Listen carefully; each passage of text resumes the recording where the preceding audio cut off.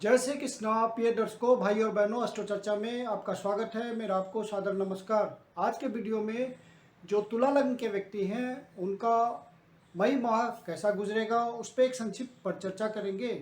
जो नए दर्शक हैं वो कैसे पता करेंगे कि वो तुला लग्न के व्यक्ति हैं, तो अपना बर्थ डिटेल्स किसी अच्छे एस्ट्रो के सॉफ्टवेयर में डालिए। जो लग्न कुंडली बनकर आती है ये आपकी लग्न कुंडली है। इसके प्रथम भाव में, ये प्रथम भाव है, यदि 7 नंबर उस प्रथम भाव में लिखा हुआ हो तो आप तुला लग्न के व्यक्ति हुए, अर्थात लिब्रा असेंडेंट हुए। 1 मई को जो गोचरीय परिस्थितियां हैं वो कुंडली पे, आपकी कुंडली पे मैंने लगाया हुआ है। और मई माह में जो महत्वपूर्ण गोचरीय परिवर्तन है वो यहाँ मैंने डिस्प्ले किया हुआ है।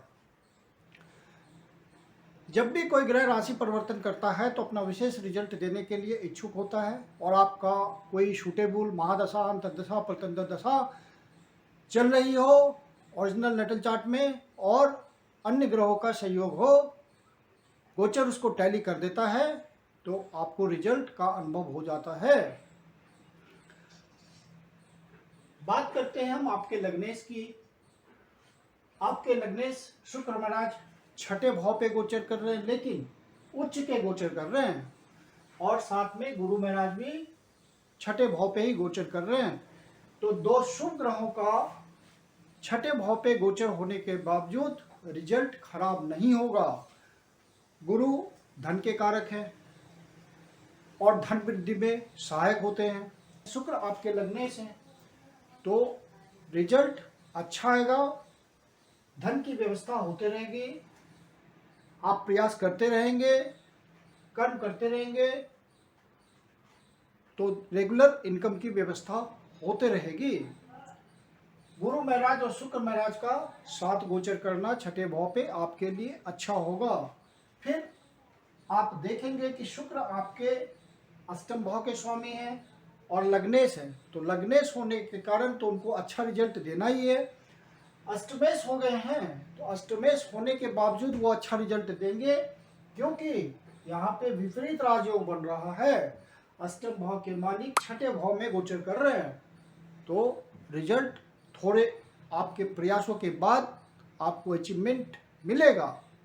फिर 10 तारीख को बुध महाराज वक्री होकर के वृषभ राशि में गोचर करके अष्टम भाव पे गोचर करेंगे और बहुत पावरफुल हो जाएंगे वक्री होने के कारण। तो ये भी आपको सहयोग देंगे, क्योंकि 12वें भाव के स्वामी हैं और भाग्य भाव के स्वामी हैं, तो बहुत पावरफुल है वक्री होने की वजह से। विपरीत राजयोग यहाँ भी बन रहा है।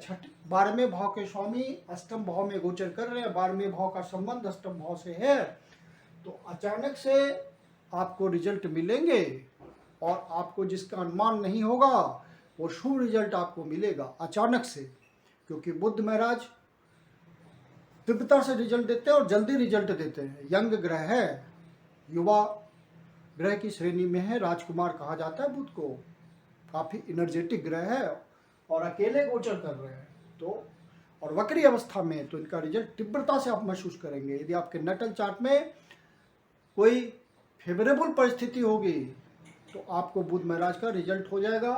आपके लग्नेश शुक्र महाराज भी विपरीत राजयोग बना रहे हैं और शुभ ग्रह हैं, गुरु महाराज के साथ गोचर कर रहे हैं, तो आपको कुछ न कुछ प्राप्ति होगी अच्छी, जिसका आपको अनुभव होगा। पंचम भाव पे शनि महाराज गोचर कर रहे हैं और मंगल महाराज गोचर कर रहे हैं, तो शनि महाराज लक्ष्मी स्थान पे गोचर कर रहे हैं, मंगल महाराज भी लक्ष्मी स्थान पे गोचर कर रहे हैं, तो यहाँ का रिजल्ट अच्छा हो जाएगा, क्योंकि मंगल महाराज आपके द्वितीय भाव के स्वामी हैं, धन भाव के स्वामी हैं और सप्तम भाव के स्वामी हैं।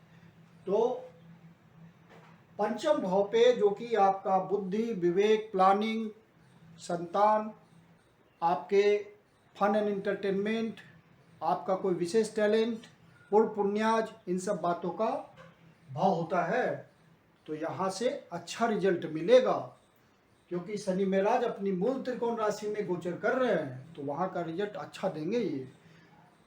और आप यदि शेयर मार्केट के धंधे में हैं तो आपकी बुद्धि विवेक सही से आप प्रयोग कर पाएंगे, क्योंकि शनि महाराज भी हेल्प करेंगे आपको, मूल त्रिकोण राशि में है, और मंगल महाराज भी हेल्प करेंगे। कॉन्फिडेंस के साथ आप डिसीजन ले पाएंगे और धन की प्राप्ति होगी। वो इन्वेस्टमेंट आपका धन प्राप्ति की तरफ बढ़ेगा। धन भाव है, संचित धन बताता है ये, तो मंगल महाराज संचित धन भाव के स्वामी हैं, तो आपको अच्छे धन की प्राप्ति हो सकती है यदि आप विवेकपूर्ण निर्णय ले तो।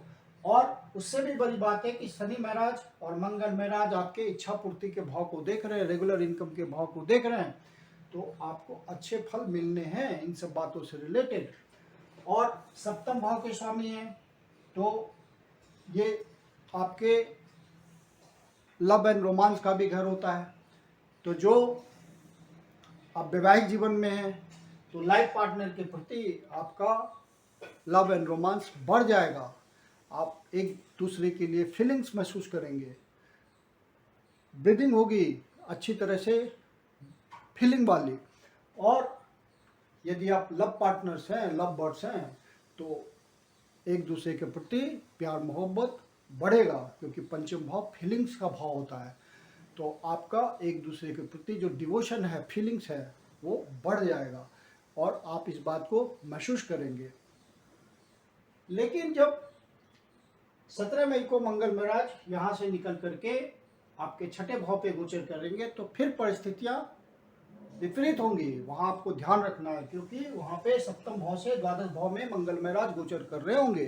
तो आपको अपने लाइफ पार्टनर के स्वास्थ्य का भी ध्यान रखना है। विचारों में किसी तरह का वैमनस्यता नहीं आए, इसका भी ध्यान रखना है। उसकी भावनाओं को समझना है। यही बात लव वर्ड्स के साथ भी हो जाएगी कि आपको ध्यान रखना है इन सब बातों का। बुध महाराज चूंकि अष्टम भाव पे गोचर करेंगे 10 तारीख से, आपके भाग्येश हैं और द्वादश भाव के स्वामी हैं। तो जो एक्सपोर्ट इंपोर्ट के धंधे में हैं, विदेश यात्रा के थ्रू धन कमाते हैं, तो वहाँ पे आपको अच्छा रिजल्ट महसूस होगा। यदि आपके नेटल चार्ट में कोई विशेष लाभ दिख रहा है, कोई विशेष परिस्थिति लाभप्रद दिख रही है, तो वो अचानक से आपको बुध महाराज फलित कर देंगे। भाग्य का साथ मिलेगा अचानक से आपको।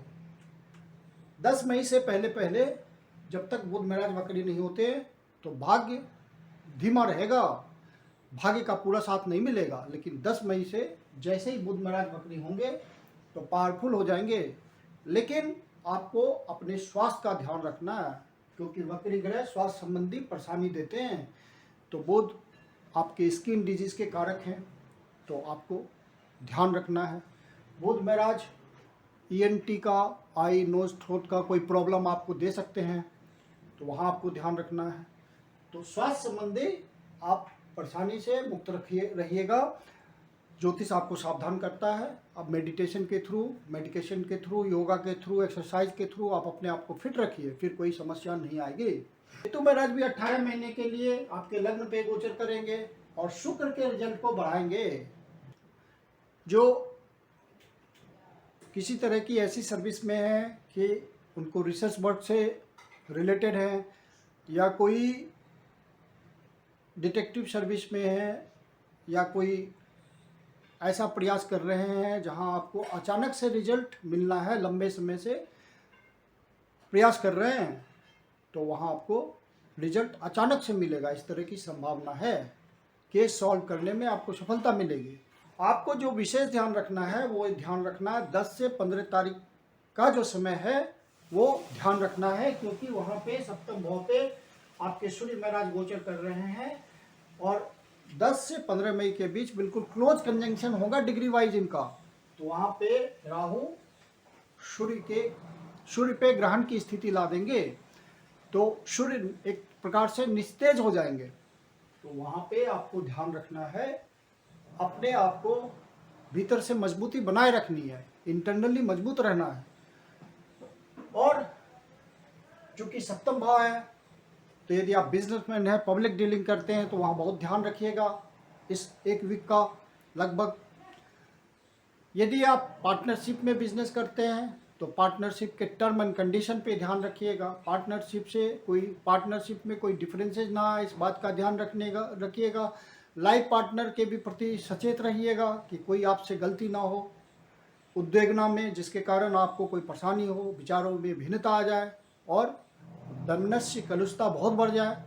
तो इन बातों का आपको ध्यान रखना चाहिए, ज्योतिष हमें यही सिखाता है।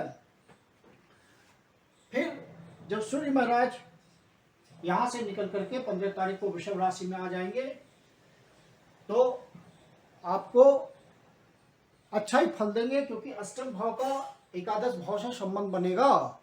तो अचानक वाला फैक्टर फिर से आपके इच्छा पूर्ति के साथ जुड़ जाएगा।